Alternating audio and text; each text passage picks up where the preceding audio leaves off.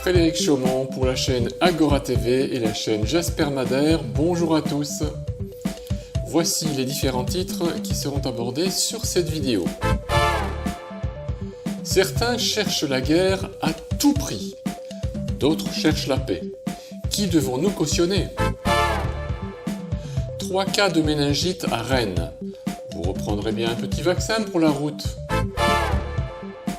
Volodymyr Zelensky plus isolé que jamais. Ses partisans le lâchent.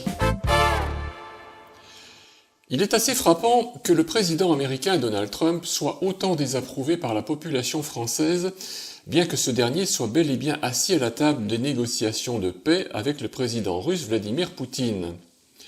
En outre, l'ex-président Zelensky, après avoir fait son petit caprice d'enfant gâté dans le bureau ovale face à Donald Trump, se décide enfin à négocier une solution de paix. Il sait qu'il n'a pas le choix et on lui a dit très justement qu'il n'a pas les cartes en main. Trump et Poutine sont bel et bien occupés à chercher une solution de paix pour en finir avec cette guerre stupide de l'Ukraine contre la Russie, alors que ce conflit n'aurait jamais dû commencer.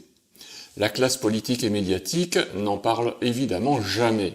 Et c'est donc Geoffroy Lejeune sur CNews qui exprime son sentiment sur cette étrange situation. Je suis frappé par une chose qu'elle vient de dire, c'est en effet cette absence d'équidistance de la part de la classe politique française vis-à-vis des États-Unis, c'est-à-dire qu'ils ont été adorateurs de Biden parce qu'il avait battu Trump, adorateurs de Kamala Harris qui était exceptionnelle, géniale, vous allez voir ce que vous allez voir, il s'avère que c'était pas une très bonne candidate, et ils sont très très très radicaux vis-à-vis de Donald Trump. Normalement la position française c'est pas ça. Et moi je suis choqué par une chose, pardon parce que Olivier me disait tout à l'heure, est-ce que je suis le seul à être choqué? Moi je suis choqué par une chose, c'est que je n'entends personne dans notre classe politique et médiatique dire aujourd'hui que Donald Trump est le seul à parler de la paix tout le temps. C'est-à-dire, il veut faire la paix maintenant, quel que soit le prix évidemment, mais n'empêche que c'est le seul leader mondial à vouloir arrêter cette guerre tout de suite. Et c'est la position de Vance aussi. C'est formidable, finalement, tout le monde n'est pas aveugle ou muet dans les journalistes de CNews. Mais il ferait bien d'être prudent pour que leur chaîne ne soit pas fermée. Nous savons dorénavant qu'une chaîne peut facilement baisser le rideau, comme C8, si celle-ci ne plaît pas à notre ennemi préféré, Emmanuel Macron. Aujourd'hui, nous nous trouvons à un tournant tragique de notre histoire. Un homme, un seul, a décidé de précipiter la France dans l'abîme. Emmanuel Macron, cet imposteur aux mains tremblantes, cet homme sans honneur, sans courage et sans scrupules, s'apprête à sacrifier des millions de vies sur l'autel de son ambition maladive.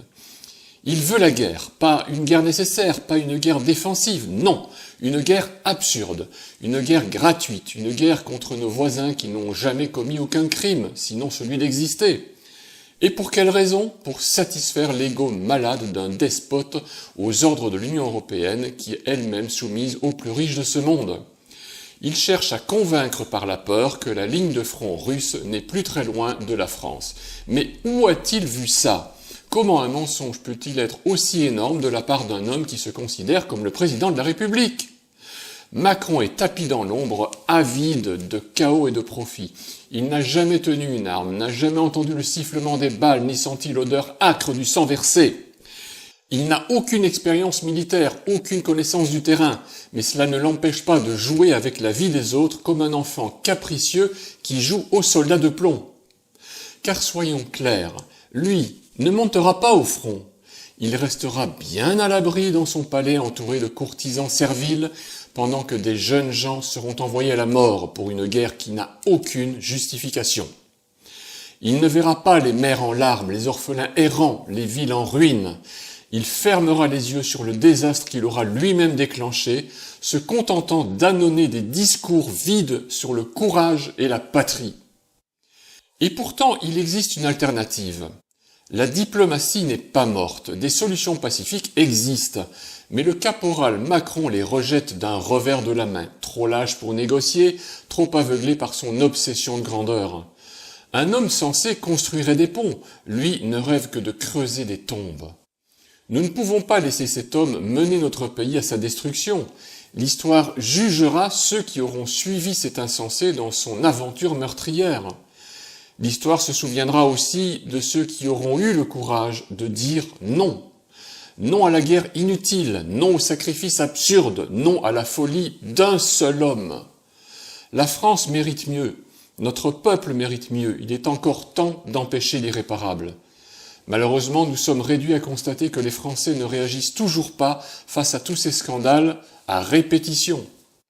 N'ont-ils pas encore compris que, non content de ralentir ses excès, Macron accélère dans sa rage de belliciste pour mener la France à sa perte ?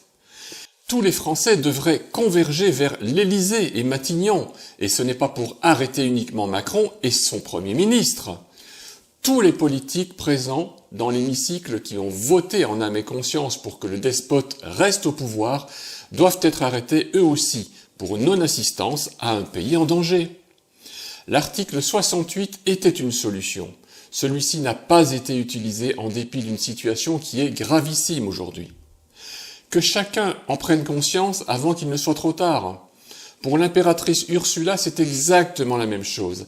Mais si, au même titre que Macron, elle n'a jamais été élue et qu'elle n'a également aucune expérience militaire, elle veut disposer de la somme faramineuse de 800 milliards d'euros de fonds publics pour lever une armée européenne. Elle est encore plus folle que Macron. Alors évidemment, on ne sait pas du tout comment l'Union européenne va pouvoir se fournir autant d'armes avec des délais aussi courts. On est encore clairement sur un scénario de psychose, par contre, ils nous ont trouvé une nouvelle excuse pour racketter le peuple. Et c'est avec convoitise que l'Union européenne et Macron visent de plus en plus clairement l'épargne des Français. Toutes les taxes et les impôts qui nous sont infligés ne suffisent plus à la soif des destructeurs, et ils envisagent de plus en plus clairement de voler l'argent qui se trouve sur ces comptes d'épargne. Et oui, en France, nous manquons de tout. Les impôts et les taxes énergie coûtent de plus en plus cher, mais pour faire la guerre, il y a toujours de l'argent. Les nouveaux dictateurs veulent utiliser cette ressource pour nous détruire par le déclenchement inéluctable d'une troisième guerre mondiale. Bien entendu, à l'instar du kéké rose, Emmanuel Macron, vous ne verrez jamais l'impératrice Ursula mener les troupes européennes au front. Non, évidemment. Ce n'est pas bon pour la mise en pli. Elle restera toujours dans son bureau feutré du Parlement européen. Elle arborera toujours ses petits tailleurs aux couleurs chatoyantes et un sourire convenu. Tous ces monstres bellicistes veulent faire la guerre à tout prix, mais ils ne veulent surtout pas aller à la guerre. Ah ben non, ils vont laisser ça aux gueux, ceux à qui ils vont d'ailleurs bientôt vider les poches. Parce que ça coûte cher les guerres, vous ne vous rendez pas compte. Et pour les vaccins, où en sommes-nous ? Vous pensez qu'ils nous oublient ? Vous reprendrez bien une petite pandémie pour la route. En Ille-et-Vilaine, vaccination de masse lancée pour 100 000 jeunes au pas de charge. L'ARS et le ministère de la Santé sont sur le pied de guerre. Dans la métropole de Rennes, des équipes mobiles vont se charger d'injecter un vaccin pour tous les 15-25 ans. Ils espèrent en convaincre 100 000. La raison ? Un prétendu cluster de méningite de 3 personnes seulement. La solution ? Jusqu'à un demi-gramme d'hydroxyde d'aluminium qui compose les vaccins Bexsero de GSK et Trumenba de Pfizer. À refaire 2 fois. Cela commence lundi 3 mars à l'école de commerce et puis dans les gros campus, Beaulieu, Villejean, Centre Kerlan. Et elle doit durer jusqu'au 19 mars, suivie d'une deuxième dose du 1er au 6 avril. Quels sont les risques de la vaccination ?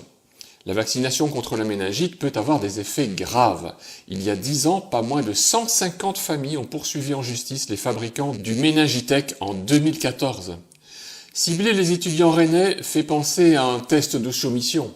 C'est une affaire à suivre, nous vous tiendrons bien sûr au courant sur nos prochaines vidéos. Retour sur le front en Ukraine. Depuis cette confrontation historique qui a eu lieu à la Maison-Blanche entre Donald Trump et Volodymyr Zelensky, de nouveaux événements font leur apparition sur la politique interne de Kiev. Les députés ukrainiens ont demandé à Zelensky de bien vouloir prendre du recul. Et ce sont ces mêmes députés qui ont rédigé un message d'excuse à l'attention du président Trump pour lui demander d'être clément avec le peuple ukrainien. La réception de ce message a bien été confirmée par l'intéressé, Donald Trump, qui explique qu'il est satisfait par cette démarche qui permet une nouvelle approche diplomatique plus apaisée.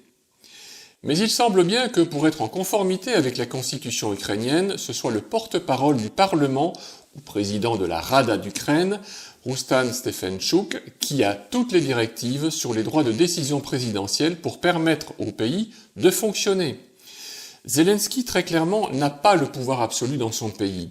Il a des comptes à rendre et se retrouve de plus en plus isolé et désavoué par son propre peuple, surtout depuis qu'il enrôle de force ses citoyens pour aller se faire tuer au front en Russie.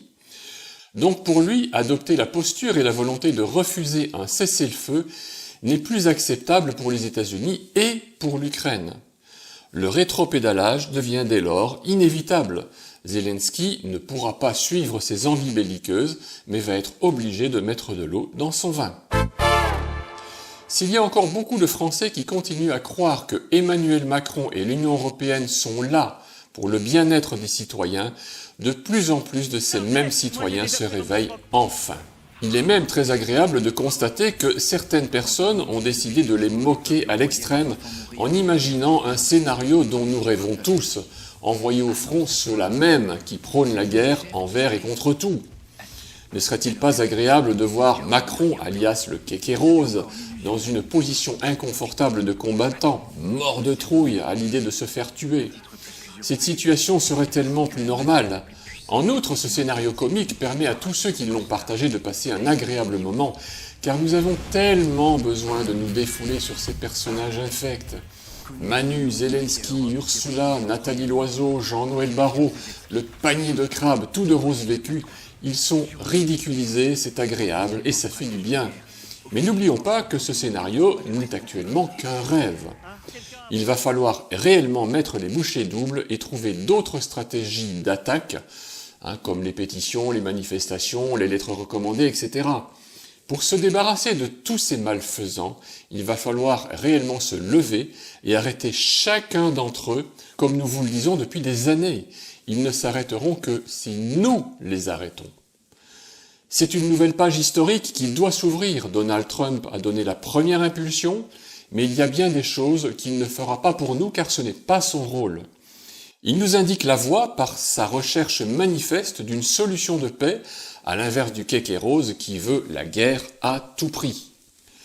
La balle est dans notre camp. Défendons notre liberté, notre souveraineté et notre avenir.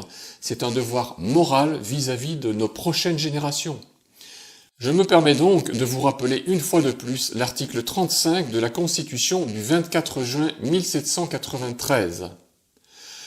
Quand le gouvernement viole les droits du peuple, l'insurrection est pour le peuple et pour chaque portion du peuple le plus sacré des droits et le plus indispensable des devoirs. Chères résistantes et chers résistants, il est plus que temps de se lever et d'agir. Je vous dis à très bientôt.